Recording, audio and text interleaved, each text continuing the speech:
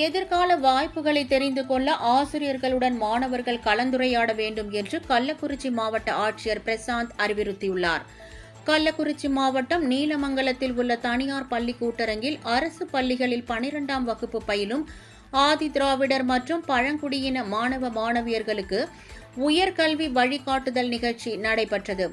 இதில் கலந்து கொண்டு பேசிய மாவட்ட ஆட்சியர் பிரசாந்த், மாணவர்கள் 12ஆம் வகுப்பு முடித்த பிறகு எடுக்கும் முடிவுதான் அவர்களுடைய எதிர்கால வாழ்க்கையை தீர்மானிக்கும் எனவும், எனவே தங்களுக்கான வாய்ப்புகளை புரிந்து கொண்டு அதற்கேற்ப முடிவு எடுக்க வேண்டும் எனவும் தெரிவித்தார்.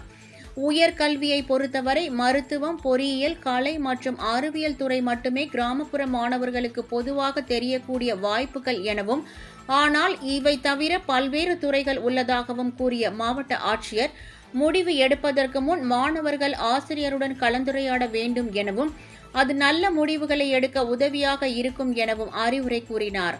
இந்த நிகழ்ச்சியில் கல்வியாளர்கள் பலர் கலந்து கொண்டு உயர்கல்வி தொடர்பாக பல்வேறு கருத்துக்கள் மற்றும் ஆலோசனைகளை மாணவர்களுக்கு வழங்கினர்.